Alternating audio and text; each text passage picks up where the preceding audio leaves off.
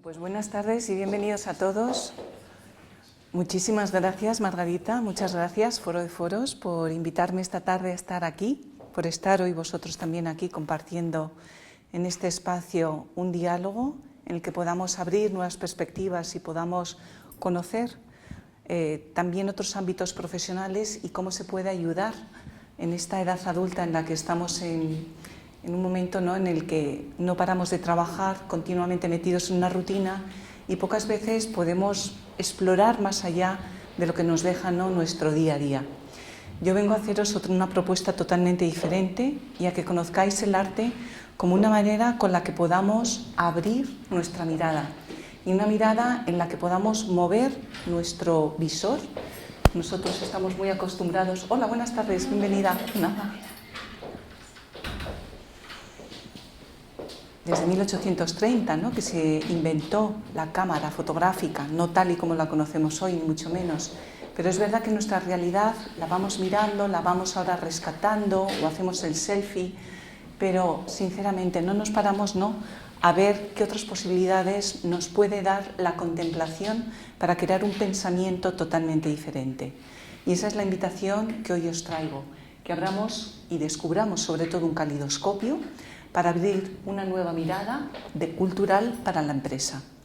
El calidoscopio es un invento del siglo XIX y seguramente todos habéis mirado, ¿no?, a través de ese calidoscopio en el que vamos moviendo, jugando, es decir, girando el calidoscopio para ver cómo las formas van creando nuevas formas y nos entretiene ese mero hecho de ir moviendo el calidoscopio y tiene una función muy importante para nuestra atención, para descubrir nuevas formas, una nueva luz, pero también a la hora de hacerlo lo que no sabemos es que nos está provocando una calma interior y una manera también de ir explorando, es decir, de que podamos abrirnos un poco a la curiosidad, algo que hemos perdido mucho en los tiempos de hoy porque todo viene dado y además de forma inmediata, y ahí parar, ¿no?, para cuestionarnos y abrir otros nuevos paradigmas. Eso es también lo que nos puede ayudar a hacer el calidoscopio. Creo que tengo que dar aquí, vale. Bueno, pues me presento, mi nombre es Raquel Saiz, soy fundadora y CEO de ArtThink y como veis es una palabra muy corta y que solamente, ¿no?, tiene dos sílabas, el arte y el pensamiento. Y siempre he pensado que el arte no tiene que ser un sujeto pasivo, no tiene que ser, digamos, un objeto que esté alejado de nuestra vida, sino todo lo contrario. Y hoy lo que vengo a hacer es una invitación a que el arte pueda tener un papel activo en nuestra vida y que nos pueda influir en la forma en la que pensamos, en la que sentimos y sobre todo en la que actuamos, porque a partir de nuestras creencias, valores, vamos a actuar, ¿no?, con un comportamiento. Pues bien, como veis el logotipo hace un poco idea a este calidoscopio que podemos mover, va refractándose la luz, por lo cual va cambiando el color y continuará en una línea que nos haga avanzar, porque nuestras emociones son las que dan esa moción, es decir, esa acción. En inglés lo de motion, emotion, está como muy bien compenetrado, acción, emoción, las emociones nos llevan a tener, no a ejecutar una acción, al igual que cualquier acción también nos puede generar emociones.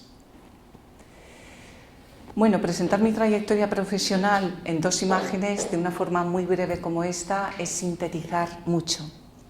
Estuve durante 15 años en el Museo Thyssen trabajando como restauradora de pintura a cargo de la conservación preventiva de obras de arte de la colección del Barón, de la colección de la Baronesa, de exposiciones temporales y al mismo tiempo he tenido un trabajo en el que he comunicado mi conocimiento sobre el arte. Es decir, he trabajado como divulgadora y esas dos vertientes que parecen separadas son totalmente complementarias.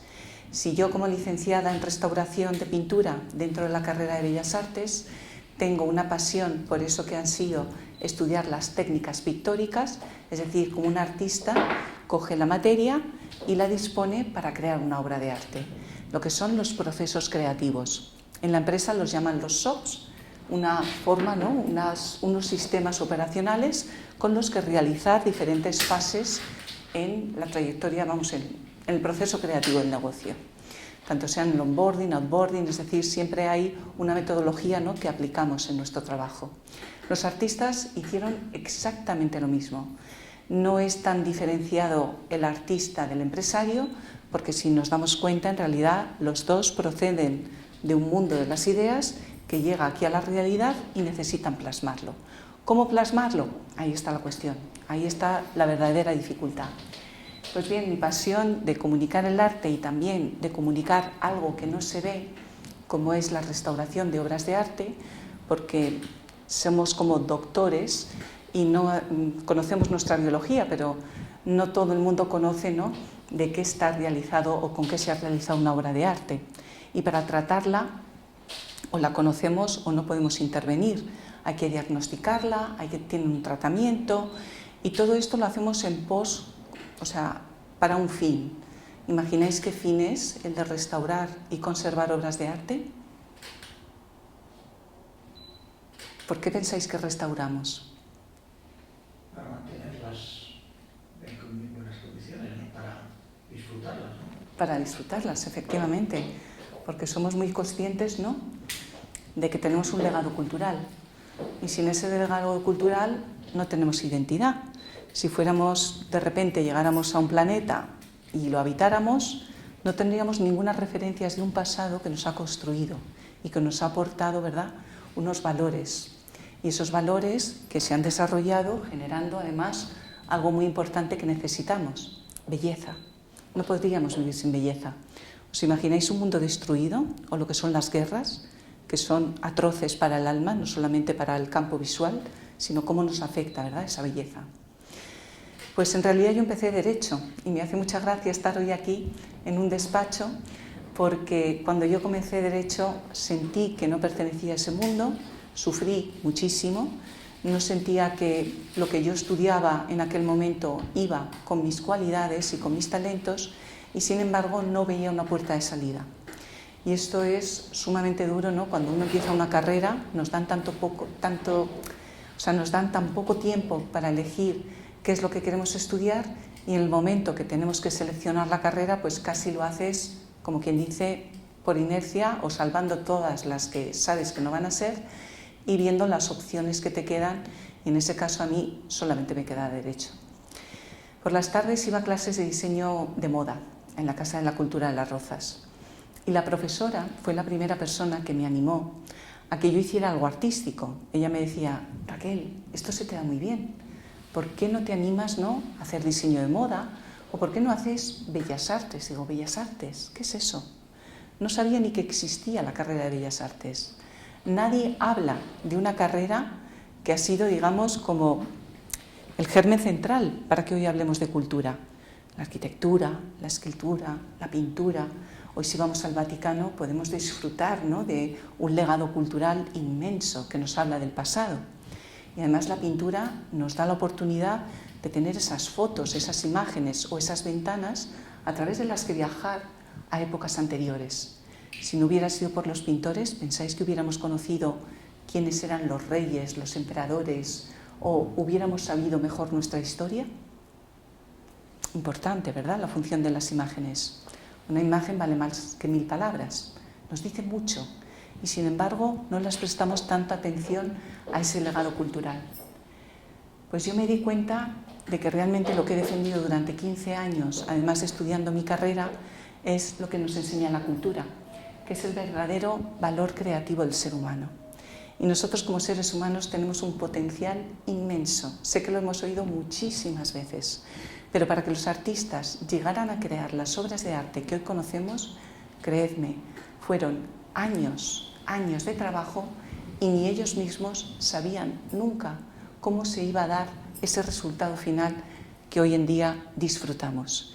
Y hoy os invito a que nos pongamos en el papel del artista, como trabajadores, como directivos, como estudiantes, da igual el papel que ejerzamos ahora, pero que nos movamos un poco, más que nada, no para entender al artista, sino para ver qué capacidad creativa nosotros también tenemos de crear la obra, es decir, de crear un aspecto en nuestra vida que queramos hacer de una forma singular, conociendo quiénes somos y sabiendo qué puede aflorar dentro de nosotros.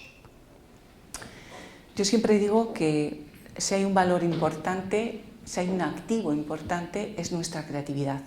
Sin creatividad no hubiera habido nada. Y voy a aclarar el término de creatividad, porque está muy mitificado. Solamente los artistas lo tienen, un músico, un poeta, un pintor.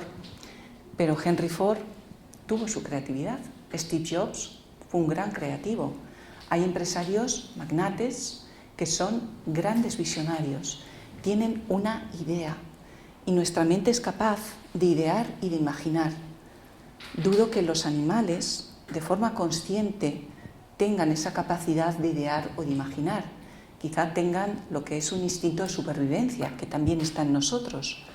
Pero la creatividad, mientras está en la mente, es imaginada. Hay una imaginación y es una imagen soportada simplemente en nuestra mente. En el momento que queramos hacer esa idea que nos ha venido a la cabeza, que hemos dicho, ya sé cómo hacerlo, o ya sé cómo llegar a ese sitio, no vayas por aquí, ve por aquí. Es decir, en el momento que se te ha ocurrido y que has visto una solución que es mucho más eficiente, más económica a veces, te requiere menos tiempo, dices que has tenido, ¿no?, como ese momento eureka, eso es creatividad. También el humor, el ingenio, las personas que veis que tienen esa capacidad a la hora de hablar, que son muy gráficas, eso también es creatividad. Es decir, la creatividad, bienvenido, no es algo ajeno a nuestra vida, todo lo contrario. Lo que pasa es que no la conocemos, nadie nos ha dicho que eso es parte de nuestra mente creativa, de nuestra mente lúcida. Pero la creatividad es cuando se nos ocurre algo y lo llevamos a la acción. Es decir, lo materializamos. Da Vinci podría tener muchas ideas, pero si nunca hubiera cogido un soporte donde plasmarlo, no hubiera existido Da Vinci. Es decir, no hubiéramos conocido a esta persona tan singular y tan genial como fue Da Vinci. Por lo tanto, esa creatividad de ideas, de imaginación, necesita una acción. Por lo tanto, el mayor activo, creo, desde mi punto de vista, es esa creatividad. Y para hablar de ella, digo, somos puro creativo, somos un activo de creadores. Lo creamos o no, pero cada uno simplemente tienta su suerte para poder llevar aquello que necesita en la vida. Y eso es lo que es así: inspirar, liderar, crear para sumar. Nada grande se ha conseguido sin la inspiración. Y dicen que un líder no es el que manda, es el que consigue inspirar, es el que consigue que todos le sigan, es el que consigue generar un movimiento para crear algo nuevo. Puede crear motivación, puede crear actividad, concentración, resultados. Por lo tanto, lo que hace un líder es inspirar, crea y sobre todo suma. Una inteligencia colectiva que necesitamos activar, porque si pensamos que el individualismo es como vamos a ganar, estamos perdidos. El ser humano es un ser social. Un ser humano no puede vivir en la individualidad y en sí mismo solamente. Todo lo contrario, todo lo que nos diferencia, lo que nos distancie de la individualidad, yo estoy convencida que nos empobrece muchísimo. En cambio, en el momento que sumamos, que aportamos, que conversamos, que dialogamos, que miramos, que nos tocamos, que nos reunimos, ahí estamos realmente sumando. Ahí nos podemos inspirar, ahí podemos tener un momento de decir, quiero hacer esto, voy a gestionarme bien, voy a crear cualquier cosa que pase por mi mente con la ayuda de los demás. Por lo tanto, ese transformando pensamientos en resultados tangibles es lo que propone Arcim para las empresas. Y no de cualquier manera, a través del management humanista, que realmente veamos que entre las personas tenemos esa habilidad de conectarnos y de crear un buen ambiente para que las cosas realmente marchen mejor. Y si he estado durante 15 años en el Museo Thyssen, he tenido el privilegio no solamente de conocer muy bien la colección, sino también de conocer a la persona, a una de ellas, porque no fue el único. Comenzó su padre a realizar esta colección, una colección que tiene una inquietud enciclopédica. ¿Os imagináis? Principios del siglo XX, Henry Thyssen, el padre de Heine, que empieza a idear el querer coleccionar, pero una colección que fuera enciclopédica. Quiero que mis obras cuenten la historia del arte del norte y del sur de Europa. Pocos coleccionistas tienen este acervo. Hay muchos que se concentran en artistas que les gustan, en movimientos que les inquietan, que les genera curiosidad, pero hacer una historia del arte a través de su colección es un proyecto muy ambicioso. Y hoy en día 775 obras conforman la colección Thyssen-Bornemisza, que como sabéis pertenece al Estado español. Pasa de colección privada a colección pública, aunque la maneje y la gestione una fundación privada como es Thyssen-Bornemisza. Pues bien, él tiene un testimonial muy importante. Fue un grandísimo empresario, no fue quien hizo realmente lo que es el imperio económico.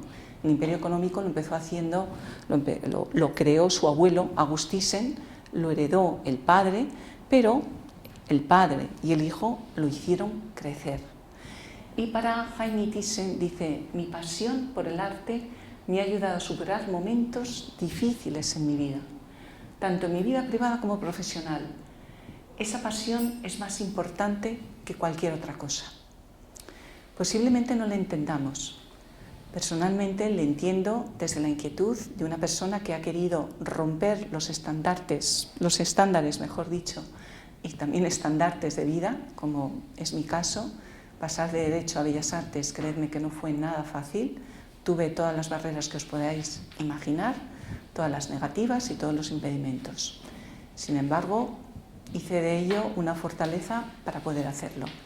Porque para mí el arte, cada día que entraba en la facultad, era como entrar en un templo. Era llegar a un lugar donde sabía que lo que haría durante esa jornada de estudio, que empezaba por escultura, dibujo, pintura, fijaos, 2 horas de escultura, 2 horas de dibujo, 3 de pintura. Mis amigos se reían de mí porque decían: bueno, ¿y tú no tienes parciales? Y a ti no te examinan, claro, te cae una pera o una manzana, te da igual, porque total, lo mío es práctica, claro, lo mío es praxis, horas y horas de vuelo, pero una praxis en la que lo que veo tengo que llevarlo a la realidad. No es una praxis fácil, os lo aseguro.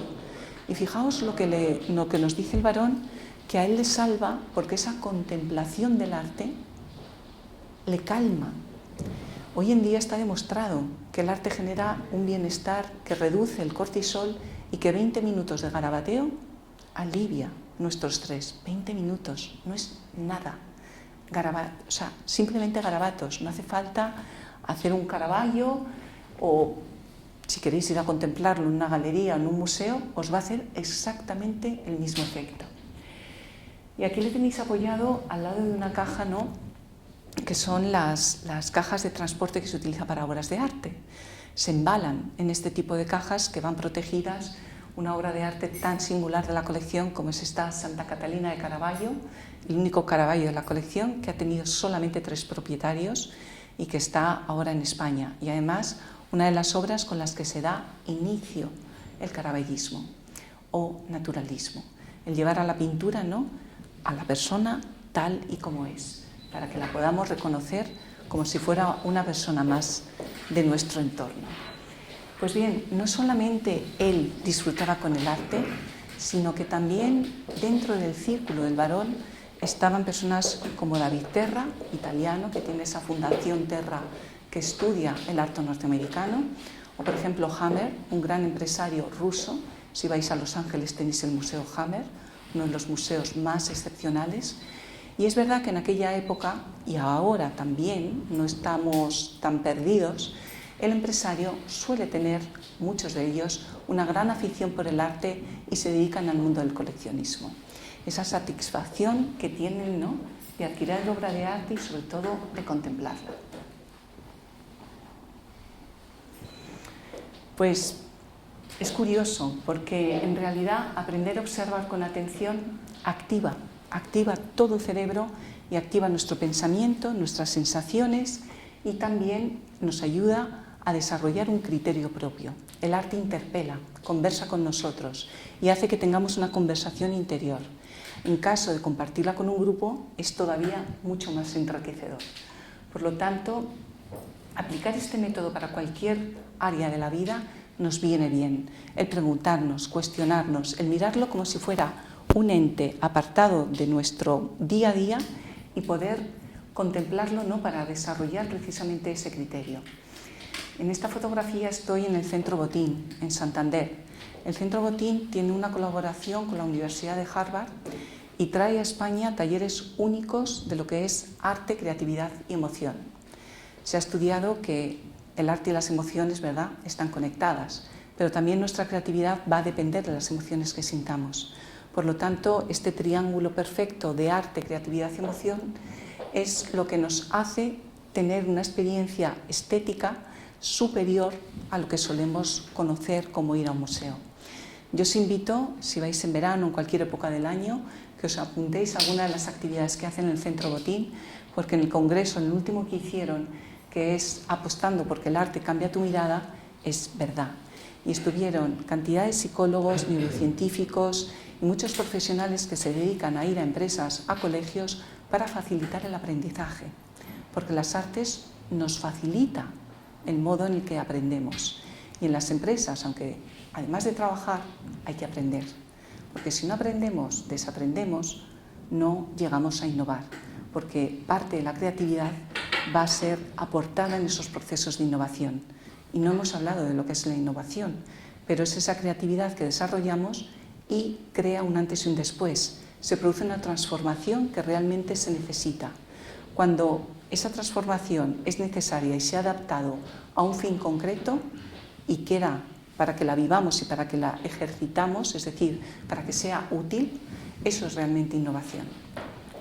Pues os voy a poner el ejemplo de dos personas que quizás conozcáis. No sé si os suenan estas imágenes. ¿Las reconocéis? ¿Sí? ¿Al otro no? Onassis y Picasso. Vamos a mirarles, vamos a ver qué nos sugiere simplemente la expresión de sus rostros. ¿Qué os parece? ¿Qué os transmite? Curiosidad. ¿Curiosidad? Profundidad. ¿Profundidad?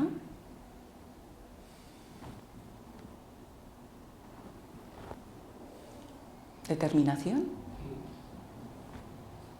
¿Son firmes? ¿Qué más? ¿Qué más podríais decir de ellos?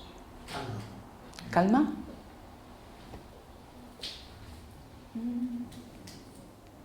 Bueno, después de muchos años. La consiguieron, ¿verdad? ¿Conocéis? Serenos. ¿Perdón? Están como serenos, digo. ¿Y por qué estarán serenos? Ya son mayores. ¿Están satisfechos con los que han conseguido? Están muy observando algo, ¿no? Muy centrados, ¿no? Su mirada les sujeta, ¿verdad? Es una mirada que les mantiene, ¿verdad? Tiene una mirada de una firmeza, de una determinación, de propósito, de aquí estoy, de presencia, ¿verdad? Es decir, son personas con una fuerte autoconfianza. ¿Veis la autoconfianza también? Es decir, son personas, ¿verdad? Si tengo un objetivo, ¿creéis que lo logran? Sí. Lo logran, lo logran. Da igual que seas empresario, da igual que seas artista. En realidad, lo que es tu actitud y tu determinación, tu propósito, va a estar ahí tan fuerte que son incapaces de no hacer otra cosa que no sea lograr su propósito. Y son personas muy tenaces. ¿Veis la tenacidad en ellos?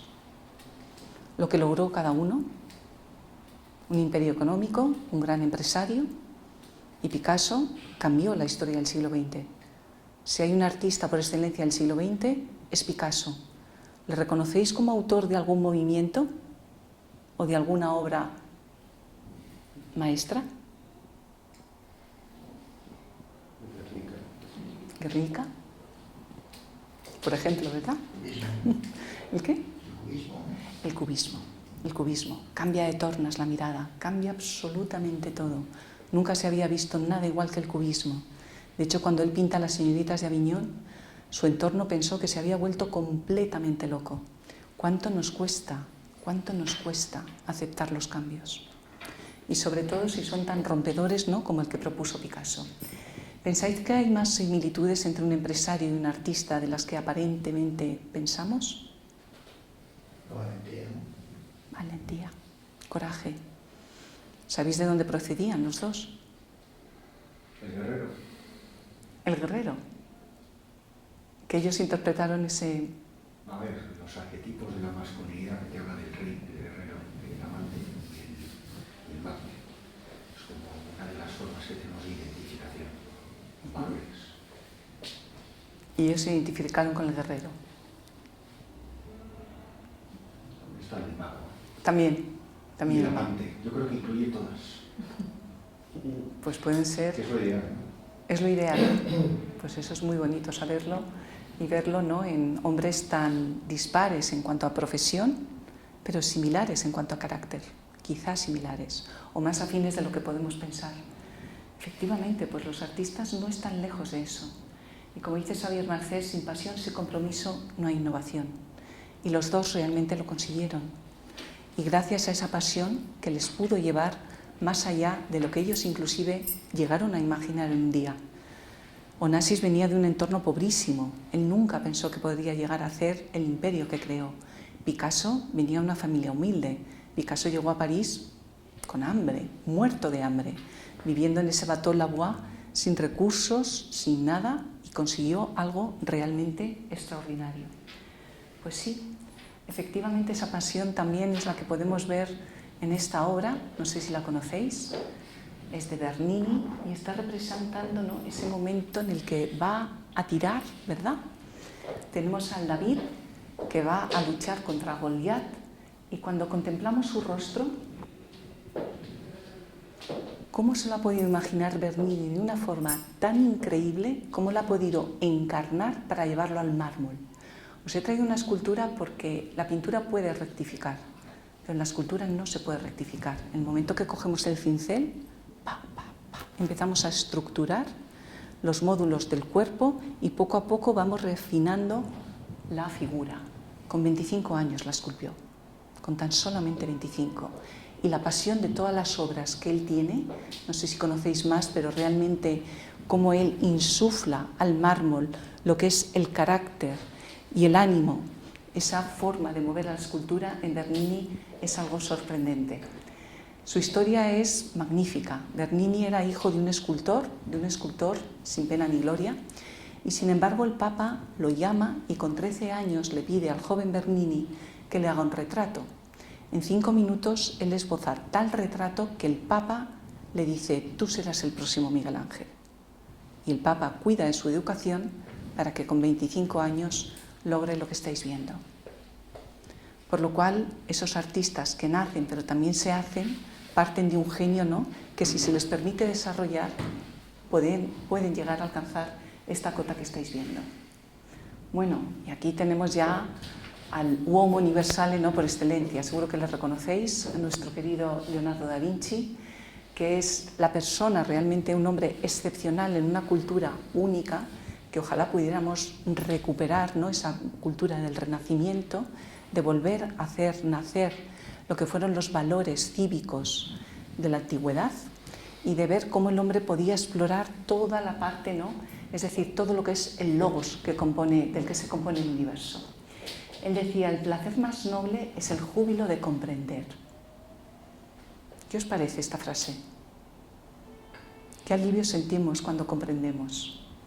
Y cómo él llegó a comprender y, sobre todo, cómo llegó él a estudiar, a analizar lo curioso que fue, cómo llegó a explorar lo que era la vida, porque Da Vinci no fue solamente pintor, fue arquitecto, inventor, ingeniero, o sea, hizo absolutamente de todo, matemático, científico, no había nada de la esfera del saber que se le escapara. ¿Pensáis que miraba de alguna forma diferente? ¿Veis cómo la percepción, cómo nos cuestionamos, puede llevarnos a hacer unas cosas u otras? En el caso de Leonardo da Vinci, algo tan excepcional como el hombre de Vitruvio. Seguramente lo habéis visto muchas veces.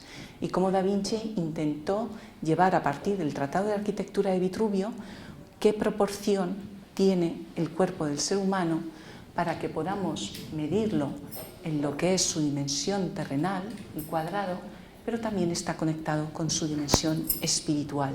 el círculo. Y fijaos, un cuadrado tiene los mismos lados, ¿verdad? Tanto de base como de altura. ¿Qué dice Da Vinci? Que en nuestra proporción ideal, y os podéis medir, nuestra altura es igual a la extensión de nuestros brazos. Mide exactamente lo mismo. Empezó a hacer también mediciones de los dedos, inclusive del pie. Y vuestro pie es vuestro antebrazo. Simplemente, si no os queréis descalzar y queréis probar un zapato, veréis que este zapato que os cabe en el antebrazo es vuestro propio pie. O vuestra mano es la clavícula. Por lo cual, las proporciones del cuerpo humano son también perfectas para crear un ente de belleza arquitectónico, porque él concebía que el hombre es el centro del universo, es decir, es a partir de él, ¿no?, desde el que tenemos que construir. ¿Y construir qué? Pues conocimiento y espiritualidad, que no se nos vaya una cosa de la otra. Porque Da Vinci lo que nos dice es precisamente eso. Estamos en la Tierra como con el cosmos. No podemos perder estas dimensiones del ser humano, porque ahí realmente está la comunión de toda la complejidad del ser humano. Y Da Vinci ya nos lo expone en ese estudio que intenta hacer, ¿no?, de lo que es una proporción matemática, pero a la vez está hablando de una dimensión de lo espiritual. Pues esa es realmente la misión de Arcing. Nos comprometemos con esa mirada holística del ser humano para poder abrirnos ese caleidoscopio, ¿no?, a través de una mirada total y absolutamente humanista en la que creemos de una forma profunda. Bueno, una obra magnífica del mundo del arte, esta Venus ante el espejo de Velázquez, una obra en la que, desde mi punto de vista, es uno de los desnudos más maravillosos de la pintura, y una obra en la que realmente lo que importaba, ¿no?, era cómo esa Venus se reflejaba en el espejo, un espejo sostenido por Cupido para que la mujer pudiera contemplarse. Fijaos, un espejo refleja, pero nuestra mente reflexiona. Es decir, el reflejo, que esa luz que da en el espejo vuelve y refleja luz, y la reflexión, que es aquel pensamiento al que nosotros damos luz, lo hemos llevado a nuestra mente, lo elaboramos y lo proyectamos. Esa reflexión, según como la proyectemos, nos va a dar un resultado u otro. Lo importante que es ayudarnos de un espejo para contemplar nuestros asuntos, nuestro pensamiento, y cómo la pintura nos puede ayudar a hacer de espejo para poder realmente mirar con otra mirada, ¿no?, los asuntos. Una pintura también única de Velázquez. ¿Lo conocéis? ¿Conocéis al Papa Inocencio X, al que Velázquez en su segundo viaje trata de verle, quiere pintarle? Inocencio X no se deja, intenta impedir a Velázquez que le pinte, y finalmente Velázquez le presenta esta obra. Y esta obra, si antes habéis mirado a Onassis y a Picasso, me gustaría que contemplarais a Inocencio X y que a través de vuestra mirada podáis ver el carácter de este Papa, al que nada más ver esta obra le dijo a Velázquez, troppo vero, como diciendo, demasiado veraz, me has captado, ha sido mucho más allá de lo que yo podía imaginar. ¿Veis la psicología de Inocencio X? Fijaos que estamos viendo obras de arte simplemente una presentación, pero si viéramos obras de arte en directo, lo necesario que es que miremos a las pupilas, a las nuestras, a las de las obras de arte, y que empecemos, ¿no?, a hacer esa conversación y ese diálogo. ¿Qué os está diciendo Inocencio X? Vamos a ayudarnos con Marte, el dios Marte, dios de la guerra. Y sin embargo aquí, en vez de hacer la guerra, ¿qué está haciendo Marte?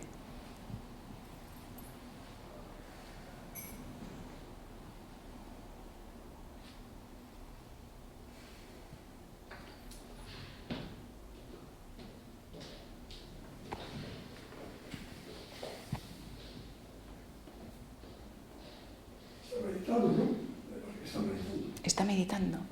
está meditando. Fijaos Velázquez, qué ingenio. La mitología es simplemente una excusa. Voy a pintar una Venus desnuda, es una mujer desnuda, da igual si es una Venus o si tiene una belleza que a mí me gusta porque es natural, pero no se atiene a las Venus estipuladas para pintar desnudo. Velázquez se atreve, rompe, y cuando pinta un dios como es el de la guerra, a Marte, también ha roto todos los cánones habidos y por haber. Le desarma y simplemente lo que muestra, ¿no?, su pensamiento.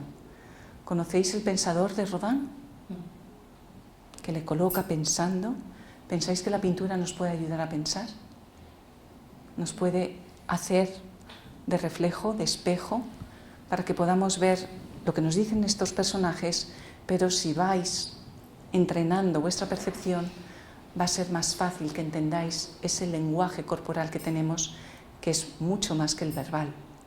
Y cuando realmente educamos nuestra mirada y vemos la sutilidad de las expresiones, como hace Velázquez, no sé si habéis visto un vídeo de Nazaré Castellanos que habla del cerebro de Velázquez y que dice que tenía una mirada, ¿no? Dice, es que sus ojos deberían captar mucho más que una persona normal, porque Velázquez, ya lo decía Pacheco, su maestro, de chiquitito, andaba corriendo para captar caras, gestos, no paraba. Acordaos de la fragua de Vulcano, de las Meninas, cualquier obra de Velázquez. Fijaos la psicología que tiene su pintura, cómo penetran los personajes, cómo realmente a él lo que le inquieta es llegar al carácter de lo que está viendo. ¿Qué hace Leonardo da Vinci con todo el ingenio que es capaz de proveer, con todas las máquinas que inventó, no solamente volar, inclusive bucear? Es decir, cómo llegó a pensar que el hombre, el ser humano, podía explorar su realidad de una manera infinita, porque Leonardo da Vinci ha sido el padre de todas las ciencias y de todas las artes. Y fijaos aquí cómo Velázquez va más allá, intrigado, ¿no?, por el carácter y la personalidad de las personas, por lo que respira dentro. Si veis las Meninas, si veis su obra y las contempláis a través de un espejo, vais a verlas vivas, porque Velázquez llega a lo más sutil y eso sutil es lo más profundo. Si vosotros empezáis a educar vuestra mirada, como se educa el oído, iréis captando los sonidos más sutiles de la mente que representan los artistas, porque ellos llegan a la profundidad de la psique, del espíritu, y las retrata, los recupera y los proyecta sobre el arte. Y además fijaos qué curioso, porque los artistas trabajan para un cliente. Velázquez no pinta esto porque le apetece, Velázquez lo pinta porque sabe que está retratando no a un cualquiera, está retratando a una persona de poder. Y el poder del arte es inmenso, porque es el arte el que tiene el poder de transmitirnos ahora quién era Inocencio X. Si no vemos a Inocencio X de Velázquez, no tendríamos ni idea cómo sería el Inocencio X interpretado por la mirada de Velázquez, que nos dice mucho. Si no tuviéramos este Marte, nunca hubiéramos imaginado que un dios de la guerra piensa, porque es un estratega, tiene que pensar y tiene que tener momentos de reflexión. ¿Estos momentos los tenemos en el día a día? Muy poco, muy poco. Y el arte nos lo brinda. Y nos brinda además ese momento de calma, de tranquilidad, de conectar con nosotros mismos, de conocer el arte, la cultura, nuestra identidad, de saber en qué han trabajado estos artistas, ¿no?, para hacernos llegar un legado cultural tan importante, para conocer nuestra historia y para ver que realmente aquella persona con este ingenio, esta creatividad, tiene un trabajo mucho más profundo, sabe manejar una técnica, sabe cómo son los procesos creativos, está atento, percibe, traduce, interpreta, y todo a través de una mente que va recopilando información y va expresando a través de su mano. Antes los pintores eran artesanos, simplemente replicaban y como se ensuciaban eran considerados artesanos, pero artista hace referencia a que mi mano obedece mi intelecto. Por lo tanto, mi profesión es una profesión liberal, es una profesión en la que se ejercita la inteligencia. ¿Qué os parece? ¿Cómo es la inteligencia de Velázquez? ¿Qué estáis viendo en su obra? ¿Un artesano o un artista? ¿Qué nos dicen las Meninas con su paleta? Él nos mira, es el único que nos mira y nos enseña su paleta de color. Fíjate lo que he hecho con estos colores. te estoy cuestionando dónde estás tú situado y quizá hayas entrado al cuadro porque yo te he invitado, gracias a la luz que he creado en un soporte bidimensional dentro de esta habitación, que no es ninguna habitación, pero te he hecho creer que lo es.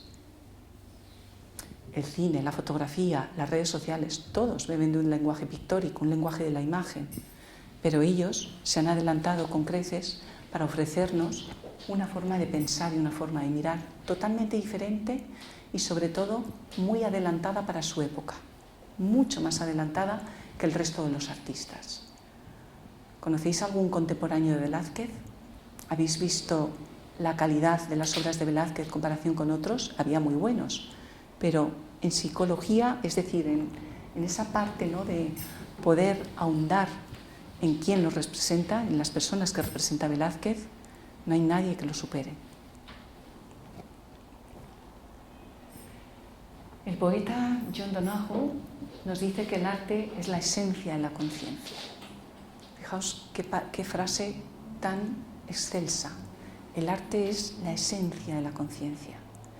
Vosotros acabáis de contemplar estas obras de arte y nos ha llevado a un estado de conciencia. Y él dice que el arte es eso, es esa esencia de conciencia, el momento que eres consciente de lo que estás disfrutando, de lo que estás mirando, en lo que estás pensando, en lo que está moviendo, en esa parte interiorizada que te crea la conexión con el arte. Y es verdad, las artes y las experiencias estéticas mejoran la salud, el bienestar, potencian nuestra capacidad de aprender y de florecer. Lo acabáis de testar un pelín, muy poco. Espero que sí, por lo menos los 20 minutos que sí que son necesarios. ¿Queréis saber si tenéis una mente con curiosidad estética o si vuestra mente se presta a la creatividad? ¿Queréis conocer 4 puntos o responderlos?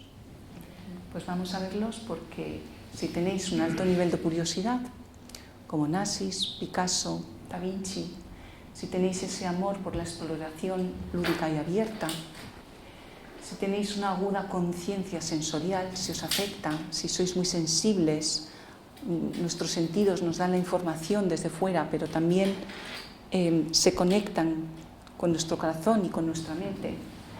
Y si tenéis una inclinación a participar en actividades creativas, como artífices o como espectadores, da igual. Si sois proclives, realmente no acercaros a un concierto de música, a teatro, a un museo, a algo que nos haga separarnos, ¿no? Se decía en la antigüedad que la pintura es el arte del negocio. Niega el ocio, porque ofrece pensamiento. Pero otro tipo de pensamiento donde podemos desarrollar una sensibilidad. Pues Robin Sharma, que seguramente lo conocéis, un gran autor de desarrollo personal, dice: la curiosidad inspira tu aprendizaje y tu crecimiento en todas las dimensiones de la vida, absolutamente en todas. Y es un poderoso impulso natural que todos compartimos. Es inevitable que en algún momento no hayamos sentido curiosidad. Es más, de pequeños seguro que hemos sido todos mucho más curiosos, juguetones, traviesos, espontáneos, inocentes. Ahí está nuestra semilla creativa. Y os he traído esta imagen de la Gioconda porque la cuestión de quién es verdaderamente la Gioconda o cómo la pintó Leonardo da Vinci, y Leonardo da Vinci la quitó, es decir, lo que hizo al realizar este retrato fue eliminar cualquier tipo de objeto bello, de joya o de una vestimenta lustrosa, para que fuéramos directamente a algo mucho más singular que él consigue con la Gioconda. ¿Cuántas veces habéis visto esta obra reproducida? Muchas. ¿Y cuántas veces se ha hablado, verdad, de la misteriosa mirada? De una mirada que nos mira profundamente y que tiene esa sonrisa, ¿verdad?, que como se guarda. Es decir, Leonardo da Vinci hace que toda su visión sea muy acorde con lo que ve, porque aquí vemos lo que él proponía, el esfumato, es decir, difuminar los contornos, pero para quedarnos con lo que nuestro ojo atiende, esa mirada a las pupilas para adentrarnos en la persona que nos representa. Bueno, pues efectivamente, neuroartes, ¿qué es eso? Pues esto es el nuevo ámbito de la neurociencia que habla cómo las artes mejoran la salud. Y sí que existe, y está comprobada. De hecho, las neurosartes se están ya practicando en Estados Unidos, nos llegará en algún momento a España, pero habla de esa compleja red fisiológica de sistemas en el que se interconecta absolutamente todo. Hemos dado mucha importancia a la parte mental, espiritual, pero está comprobado que afecta a todos los órganos del cuerpo. Bien las practiquemos, bien las contemplemos, da igual lo que hagamos, pero verdaderamente lo que hacen es un equilibrio saludable en nuestro organismo. Y aquí tenéis a las artífices de esta web y de este libro, que es Your Brain on Art, cómo nuestro cerebro necesita arte. Tenéis una directiva de Google que hace sus experimentos junto a ella, que es una neurocientífica de la universidad, no recuerdo ahora, Dios mío, Hopkins, y entre las dos, Ivy y Susan, están trabajando, ¿no?, en cómo hacer esta intersección de las artes y la ciencia, compartiendo la evidencia que nos provee el estudio científico. Y de hecho, cómo demuestran el impacto de cómo las artes nos ayudan a mantener mejor nuestra salud. Y eso es precisamente lo que hacemos llevando el arte a las empresas, llevando el pensamiento a través del arte, de inspirar, liderar, crear y sumar a través de experiencias formativas, bien itinerarios, ponencias o talleres, y a través de una metodología, que es activar nuestra curiosidad para reflexionar, y esa reflexión que realmente transforme la mirada, transforme nuestro pensamiento para ejecutar. Todo lo que habéis visto hasta ahora podría ayudarnos, en caso de estar en un taller, ¿no?, a llevarlo a cabo. Y ese es nuestro manifiesto, que realmente en Arcin lo que creemos es que el desarrollo personal se puede liderar, podemos liderar una cultura de equipos autogestionados, dinámicos, eficientes, que sean creativos y que fomenten entornos donde se valore realmente la reflexión y la creatividad. Y con ella impulsar esa iniciativa y la innovación en las empresas.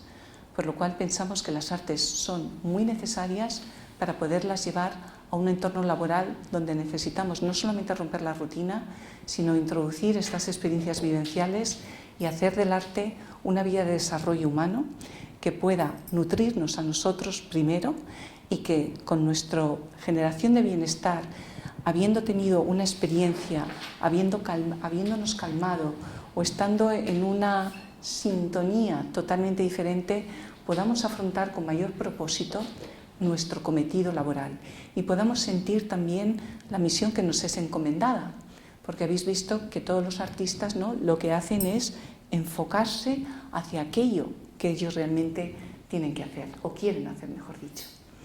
Por lo tanto, el destino en realidad no es ningún lugar, sino una nueva manera de mirar, y es ahí donde estamos. Trabajar esos equipos, ¿no?, que están desconectados en organizaciones más creativas y sobre todo más enfocadas. Quería enseñaros lo que era un taller en la época, en el siglo XVII. Seguramente no habíais visto esta estampa, o algunos sí, o no conocíais que el trabajo dentro del taller de un maestro era un trabajo total y absolutamente bien organizado. De hecho, los maestros, hablamos de Velázquez, hablamos de Zurbarán, de Rubens, del que queráis, de los antiguos maestros, hasta el siglo XVIII. A partir del siglo XVIII, desde el siglo XVII que llegan las academias, se institucionaliza la enseñanza del arte y pasa esa labor a las academias en vez de a un gremio, pero el gremio controlaba cómo era la producción en un taller del artista, controlaba también los contratos que se hacían a los ayudantes y a los aprendices y, por supuesto, el comercio, los materiales que se utilizaban dentro del taller. Si estamos en un despacho de abogados, un taller de artista es un lugar idóneo para que pudiéramos ver todo tipo de contratos que tenían, inclusive cuando el cliente le encargaba la obra al maestro. Se estipulaba la duración, el material, la cantidad de material, lo podía poder aportar el cliente o lo podía aportar el pintor. Y si no se entregaba a tiempo, el cliente podía no pagar o rechazar la obra si no gustaba. Es decir, los artistas nunca lo tenían fácil, en ninguna época. Imaginaos llevar todo este tiempo, ¿no?, trabajando con tu equipo para dar el resultado final y que no guste al cliente. Y el cliente estaba en su derecho de rechazar la obra. ¿Lo conocíais esto? No, ¿verdad? Para evitar ese momento, ¿qué pensáis que hacían los artistas?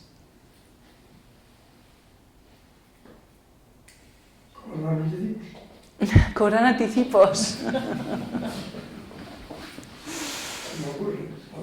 Había que satisfacer antes al cliente. Cobrar anticipos no le vas a tener muy contento y no te va a volver a contratar. Validaciones parciales. Validaciones parciales. Que vaya viendo, muy bien, vamos atinando. ¿Alguna idea más? ¿No? Bueno, había una validación parcial desde el principio. Te presento un boceto. Y un boceto, más o menos, un bosquejo, si es más o menos la idea que tú tienes, que es la que yo tengo en mi mente, porque el cliente le daba el tema. Quiero que me presentes, que me hagas una escena religiosa con estos personajes. Y el artista, si lo ha entendido bien, le va a reflejar, ¿verdad?, en un boceto esa idea. Pero claro, tenía que ser un artista que supiera muy bien las escrituras, que realmente estuviera a la moda, que lo supiera representar de tal forma que enganche. Es decir, hay una parte de marketing también muy importante que tenía que hacer el artista. Pues sí, efectivamente el boceto para prevenir y, por supuesto, el poder ver el trabajo durante el proceso de creativo. Pero fijaos lo que estamos viendo aquí. Llega a la puerta, a la entrada, llega un ayudante, ¿verdad?, con un soporte, con una tabla. Esta tabla ya viene preparada, no viene recién cortada. Las tablas se cavan durante 10 años. Prepararlas se preparaban durante el verano, que era la época seca. Así seca antes y yo podría pintar. Llegamos con la tabla y nos encontramos a dos que están amasando, moliendo el pigmento, mezclándolo con el aceite y creando aquello que hoy conocemos como pintura. ¿Los veis a los dos con la moleta? Y aquí veis que están las conchas, las vieiras, o también lo que son unas vejigas de cerdo donde se guardaba la pintura. Aquí tenemos a un pequeño aprendiz que está simplemente, no veo bien si es un dibujo o probando el color, pero aquí él está disponiendo la paleta de color, la próxima paleta de color que va a necesitar su maestro. Veis que tiene diferentes pinceles, las conchas, y está preparando, ¿no?, lo que es una paleta de color. Mientras que un aprendiz está ya dibujando un busto, tiene que aprender a copiar de la realidad, y primero una realidad estática, que no se mueva, porque ya me llegará el día en el que haga un dibujo al natural. Aquí ha llegado la clienta, pide un retrato y está uno de los aprendices haciendo el retrato dentro del taller del maestro. ¿Y qué veis que hace el maestro? La obra más grande, la más compleja, no solamente un retrato, a lo mejor es un San Jorge, ¿no?, como vemos el dragón, y fijaos, está con el tiento. El tiento es esta vara de madera que estaba forrada con un paño y con la que el artista apoya para dar esos toques que son que necesitan más precisión, y para que no le tiemble el pulso se apoya con el tiento apoya sobre la obra y él se apoya sobre ese bastón, por así decirlo. Fijaos cómo tiene colocada, ¿no?, la paleta de taller y todos los pinceles, cada pincel para un color, y cómo ya está terminando la obra, está dando simplemente los detalles. Hoy en día se dice que los equipos de alto rendimiento tienen que conocer muy bien sus funciones, pero también conocer lo que está haciendo el resto y sobre todo cuál es el objetivo que tenemos que conseguir. Por lo cual, en este taller, ¿pensáis que está bien organizado o no? ¿Se está produciendo? Están en plena producción. Si uno no está aprendiendo, el otro está ya haciendo el retrato y el maestro ya está terminando, por lo cual llegará otra obra y vuelta al ruedo, es decir, que toda la cadena siga funcionando, la cadena de producción. Los artistas podían tener entre 5, 7 aprendices, va variando, estaban de 7 a 8 años, luego los aprendices pues pasaban por el gremio de San Lucas, se examinaban y si lo aprobaban les daban su licencia para que abrieran su taller. Es decir, ser artista no es al libre albedrío, había años de mucho trabajo. Velázquez llega con la edad de 10 años, ¿no?, al taller de Pacheco, antes había estado con Herrera el Viejo, y Velázquez consiguió en poco tiempo tener su propia licencia, su propia maestría para funcionar como maestro. Si no la tienes, no podías acometer una obra para un cliente final como tal, o tener tu taller organizado. Es decir, se iba supervisando la calidad de producción y la calidad en la que tú habías sido enseñado. Y Velázquez no solamente estuvo con Pacheco como pintor, sino que también Pacheco era un gran intelectual. Y Velázquez tuvo una biblioteca inmensa, magnífica, de libros que le proporcionaron ese conocimiento. No era una persona que solamente tuviera oficio, también tenía esa parte intelectual y curiosa por conocer y por saber más. ¿Conocíais este ámbito de los artistas? Muy poco, muy desconocido, ¿verdad? Ahora entendéis que dentro de la restauración nosotros lo que hacemos es, oye, ¿con qué pigmento ha pintado? ¿Son pigmentos de época? ¿A qué vía comercial corresponde? Porque no vaya a ser que haya otro pigmento que no corresponde a ese entorno, a esa geografía, o que no esté... Es decir, analizamos absolutamente todo. Y seguramente conocéis a este personaje, o por lo menos a su obra. ¿Le conocéis? Andy Warhol. Y Andy Warhol decía, la idea no es vivir para siempre, porque no somos eternos, pero sí es crear algo que sí lo haga. ¿Pensáis que Velázquez lo hizo? Onassis, Leonardo da Vinci, Steve Jobs. Es decir, la trascendencia, el legado, la huella que dejemos es muy importante, tanto para el artista como para cualquier persona. Abraham Maslow dice que es lo último en su pirámide. Hemos venido para hacer, para trascender y para servir, para algo más que lo que estamos aquí. Y aquí veis a una restauradora italiana restaurando el gran David de Miguel Ángel, pero yo pienso que no solamente hay que restaurar las obras, hay que restaurar la conciencia del ser humano. Hoy en día estamos sufriendo una cantidad de agresiones al legado, al patrimonio, que son inaceptables, inaceptables. Da igual que seas de un movimiento verde o de una ideología. La naturaleza es sagrada y el arte, las artes también son sagradas.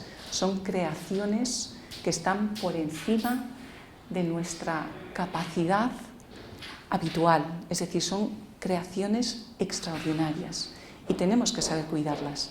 Y está claro que el sistema educativo ha fallado por completo en no inculcarnos a nosotros una apreciación por esa semilla creativa del ser humano y por un respeto a nuestro patrimonio y nuestro legado. Como restauradora y como persona, aunque no fuera restauradora, lo defiendo profundamente. Y realmente donde está el quid de la cuestión es que seamos conscientes de que tenemos un entorno y un legado privilegiado y nuestra responsabilidad es cuidarlo y mantenerlo. Y lo conservamos visitándolo, haciendo uso de él. Si lo despreciamos, si no lo valoramos, vamos a perder nuestra identidad, parte de nuestra memoria cultural, y no vamos a dejar que la siguiente generación, o no vamos a ser el ejemplo de inspiración para otras generaciones que, si no valora todo lo que ha sido nuestro legado, no podremos tener una sociedad verdaderamente sana. A eso nos educamos, a cuidar a la persona y su conciencia. Pues muchísimas gracias. Espero que haya sido una oportunidad. Gracias.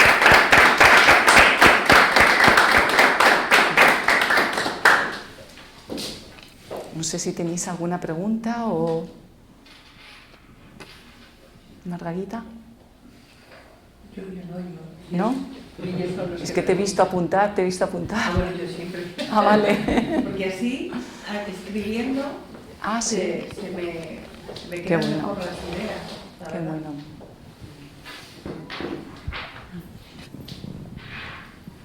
A mí me parece muy interesante. Sí que me genera más duda de cómo hacéis esto las empresas, ¿no? Si es como claro, un proceso largo o tenéis también, ofrecéis como para eventos puntuales, pues algo más concreto, ¿no? Que pueda ser... Claro. En realidad, Think ha nacido para poder conexionar a los equipos, retener talento, crear unas invitaciones personalizadas a vuestros equipos que les hagáis sentir diferentes, que les importa, vamos, que el directivo pueda contemplar a su equipo como una persona que realmente le importa y que quiere hacer una actividad en concreto con él ese día para dedicarles un momento separado del trabajo, hacer un paréntesis, ir a ese espacio, como puede ser un museo o simplemente en ponencia.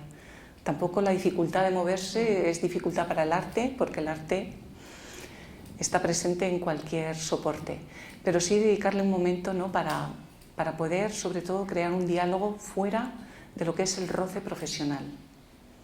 Es decir, de competencias que estén en el día a día, de este no lo ha hecho, no lo ha terminado, no me lo ha entregado. O sea, que nos olvidemos de eso, porque eso no es la persona. La persona está cuando desviamos la atención, la ponemos en un foco en común. Eso ayuda muchísimo a los equipos, porque partir de lo evidente, hoy no hemos partido tanto de lo evidente, es decir, lo que hacemos son lo que se llama experiencias estéticas, el estar delante de una obra y cuestionarnos, preguntarnos, pero no solamente las preguntas de hoy, es desde un que vemos llegar a describir toda la obra, y cuando pones al equipo en la misma función de hacer el mismo proceso, ahí el equipo, lo que se llaman unas dinámicas grupales, ¿no?, cohesiona, porque hay una misma intención, un mismo propósito, y es muy obvio, porque van a describir lo que ven, una figura, dos figuras, es decir, no es difícil, es simplemente ir verbalizando lo que ves. Y como nos damos muy pocas oportunidades de verbalizar lo que vemos, de lo que significa y finalmente de lo que sentimos, porque vamos muy poco a poco de lo físico, mental a lo emocional, pues ahí es donde realmente puedes crear, ¿no?, una conexión con tu equipo. Y creedme, funciona de una forma extraordinaria. Y también para los equipos de CEOs, para humanizar, porque las artes están para humanizar y para bajar y crear ese momento de empatía y ver que hay otros ámbitos, además de tu sector de trabajo, que te pueden proporcionar una riqueza intelectual, emocional, un momento en el que te ha hecho pensar de forma diferente, que vas a compartir con tu amigo, con tu partner. Yo he tenido muchas empresas y tengo que agradecerlas, Margarita las conoce, que han generado puntos, o sea, momentos, lo que se llaman las dinámicas de encuentro, que en antropología, ¿no?, las definen como ese momento en el que como seres humanos nos encontramos para hacer algo en común, un banquete, una celebración. Pues lo mismo, ir a un museo y vamos juntos a ver qué es lo que nos está contando pues esta selección de obras o esta exposición, y vamos a compartirlo. Es compartir. En Arcin estamos ofreciendo estas experiencias para equipos para Navidades. Es muy típico ir a comer, cenar, que es maravilloso, pero date un tiempo para estar, contemplar y para dialogar, para mirar pupilas, no pantallas, que eso también se necesita.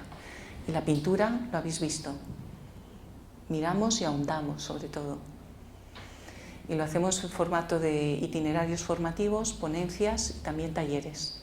Los talleres son desde de 2 a 4 horas y lo que hacemos es trabajar lo que necesita el Departamento de Talento y Cultura, inculcar valores, y los llamamos a través del arte.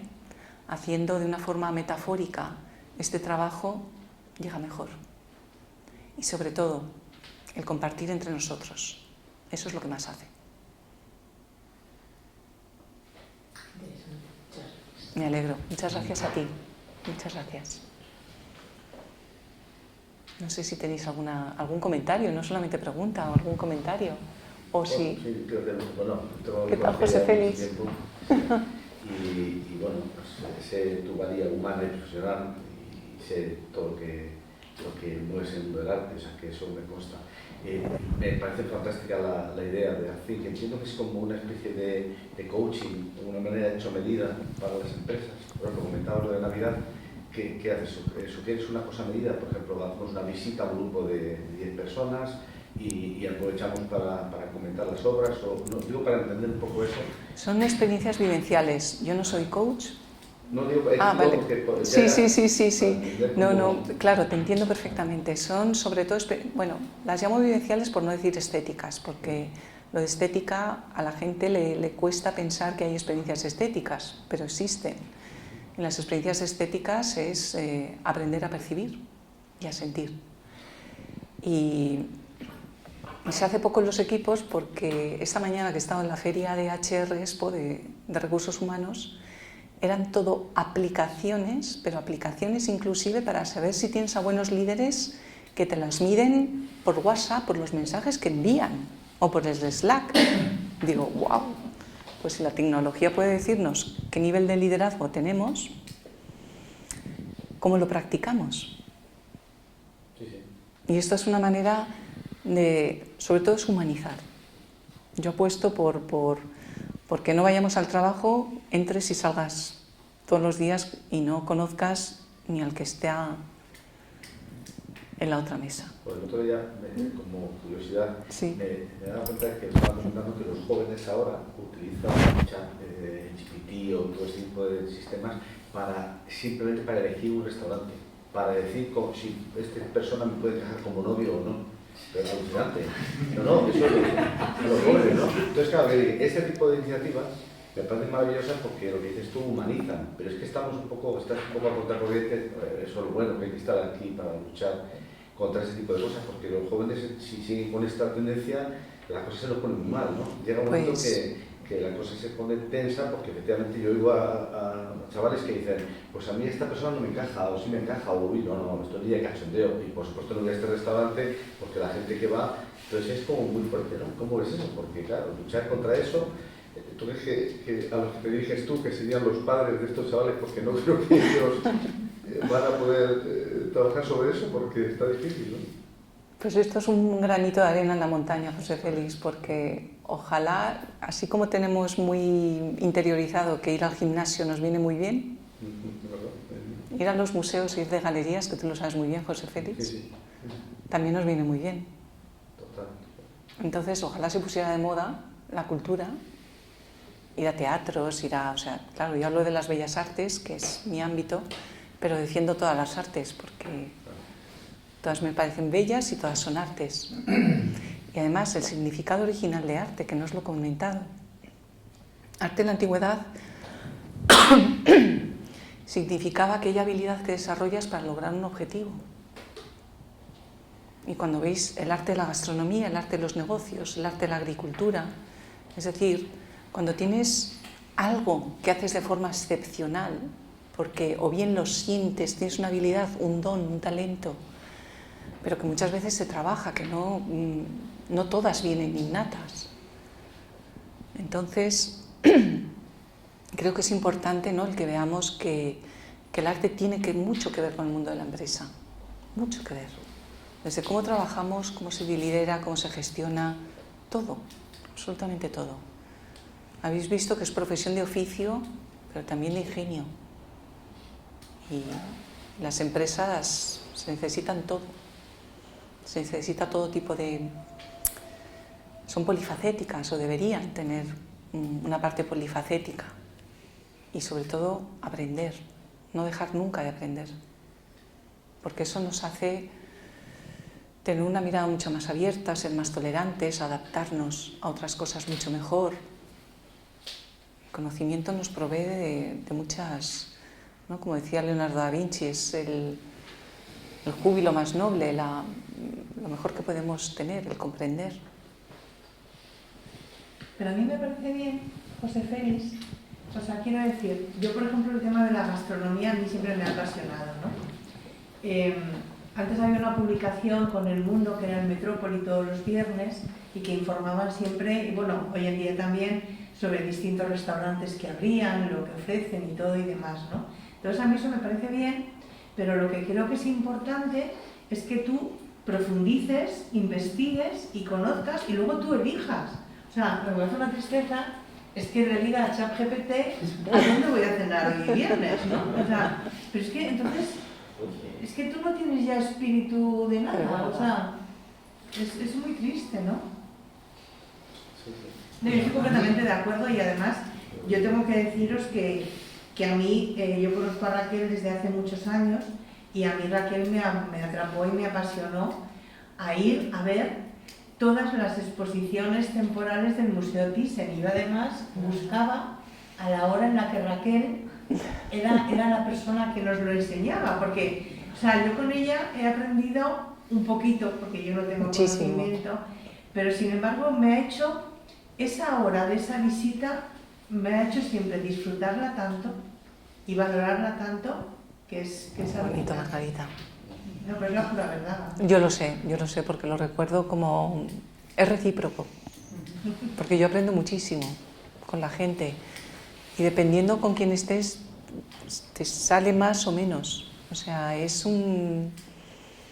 Compartir conocimiento no es algo que queda en ti, sino que compartes según el ánimo, ¿no? Y la capacidad de apertura y de escucha que tiene el receptor. La comunicación varía completamente. A mí lo que me ha parecido, me ha encantado, la verdad. Me alegro mucho. Pero lo que yo ahora pensando, lo que ha sido más interesante, precioso. ¿En qué sentido? Pues yo creo que nos has llevado a desactivar, digamos, toda la atención para fluir contigo viviendo lo que nos contabas, ¿no? O sea, yo por lo menos he estado absolutamente metido en tus palabras, en lo que estabas contando. Y entonces yo creo que, claro, consigue algo que es quitar todo ese ruido de la cabeza, ¿no? Para, digamos, un poco hasta contemplarnos y notarnos y saborearnos. Entonces yo creo que es que eso escasea tanto, ese mirarse que tú dices, ¿no? Exacto. Pues el cuadro y la escucha lo que dices, ¿no? Que de alguna manera nos profundiza en el presente viviendo una historieta en este caso, ¿no? Las historietas que has contado, ¿no? Y claro, yo creo que eso nos trae de verdad aquí, ¿no? Totalmente aquí. Y ya no interesa nada, ¿no? Hemos parado todo lo demás, ¿no? Cosa como el premio Príncipe de Asturias, El filósofo. Sí, maravilloso, maravilloso. Que habla de eso. Y la verdad es que es verdad que se ha perdido la preocupación, ese derecho a no hacer nada, que es un no hacer nada, probablemente con esa profundidad de esas miradas de Picasso y de otro, que es un no estar haciendo nada, No. Bueno, pero que es tremendo lo que hay ahí detrás, ¿no? El arte del negocio, la pintura el arte de negocio se llamaba, ¿eh? Es decir, niega el ocio porque te hace pensar. Porque un negocio es negar el ocio. Y te hace disfrutar. Claro, te hace ir a otro lado de la mente. Eso que dice el poeta, la frase esa Que es pura conciencia. El arte es lo que nos lleva a la conciencia. Bueno, es un poeta maravilloso irlandés que además colabora con un artista, es sublime. Tiene una página web espectacular, bueno, espectacular de contenido, no de bonita, pero una persona que vive de la poesía de una forma muy espiritual, como meditación. Os lo recomiendo, a ese poeta. Y es que están muy ligadas. De hecho, en las neuroartes, si leéis el libro de Tu cerebro necesita arte, que han hecho un estudio de cómo todas estimulan todo tu cerebro, y la que más estimula es la poesía. La que más consigue, o sea, la que ilumina por completo el cerebro es la poesía. Tiene ritmo, tiene musicalidad, tiene imaginación.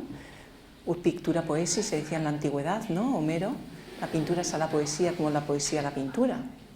Porque siempre ponemos imágenes a la lengua, al lenguaje, mejor dicho. Es imposible que hablemos o que imaginemos sin tener las imágenes. Nuestra mente está constantemente con un parloteo interior y generando imágenes. Pa, pa, pa. Cuando decimos esa expresión, nos montamos la película, es que es verdad, nos montamos una película, es que es literal. Pero eso es una capacidad única del ser humano. Entonces, a imaginar. Me encantó tu propuesta, Dolor, porque es disruptiva, sé que es una palabra muy de moda, aunas la parte de arte con la parte puramente empresarial de generar equipos, y lo explicas de una manera muy humana. Qué bueno. Y cuando ocurre eso, a todos nos encantan las historias, incluso lo basas en roles, en equipos. A mí lo más difícil, y yo lo he descubierto ahora recientemente, y es clave para aquí, venga todo el equipo, es la presencia. Yo lo estoy descubriendo ahora porque a mí nadie, mis padres, ni nadie me ha hecho pensar en aquí y en ahora. o eso pasado o futuro. Ya, Es lo más difícil. totalmente. Es lo más difícil. Por eso muchos jóvenes a día de hoy utilizan el móvil como medio. Yo Evasivo.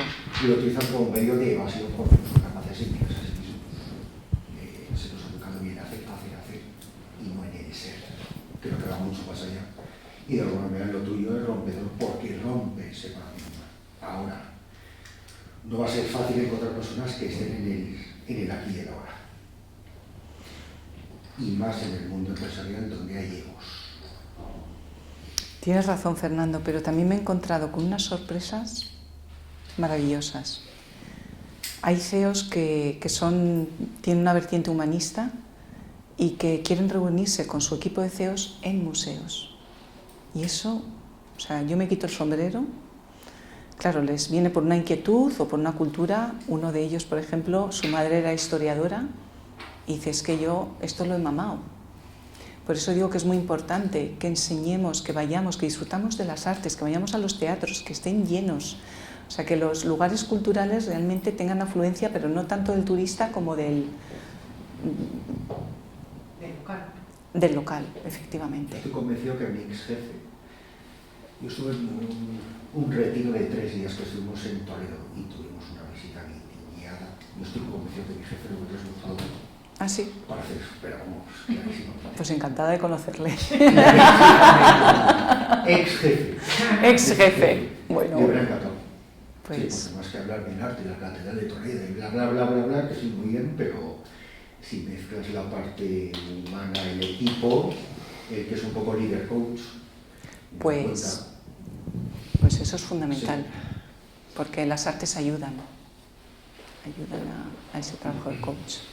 María, una pregunta. Yo estuve el sábado del Thyssen, ¿Sí? viendo un poco esto, pero salí, o sea, con una impresión de decir, a mí me parece irrespetuoso como yo visito el Thyssen.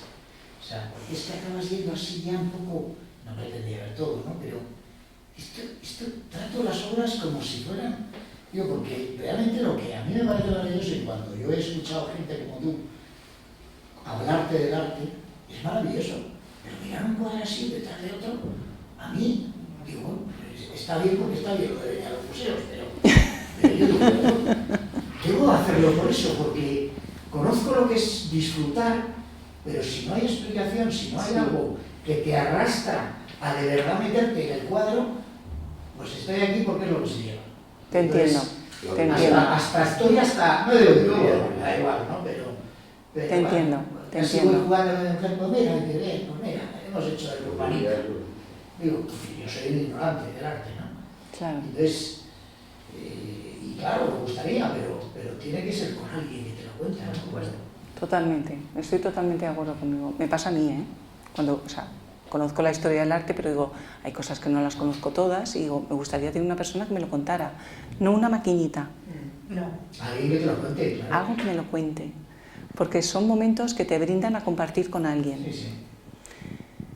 Y inclusive la figura del mediador o del guía está muy menospreciada, mucho. Y debería de estar más considerada por nosotros mismos y por el mundo laboral, profesional, que no se meten en estos sentidos, ¿no? Gracias a María, yo creo. Yo también lo pienso. De hecho, ArtThink es una apuesta muy fuerte y muy profunda y creo que cuanto más tecnología, más nos necesitamos, Claro. sin duda. Sin Sí, duda. sí. Más se van a editar mirar las pupilas, ¿no? En vez de a las pantallas. Seguro que va a quedar, ¿no? Pero es que además es que nos decimos tanto mirando a los ojos y nuestro cerebro se calma. Nuestro cerebro se calma. Sí, sí, sí. Que eso es lo más importante. Mirando la pantalla no, nos estresamos. Nos estresa muchísimo. Necesitamos mirar a los ojos porque ahí entras en una profundidad de conocimiento, de ver a otra persona, de verte a ti reflejado también. Sí, sí.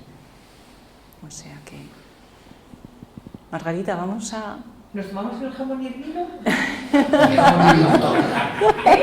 Jamón y vino.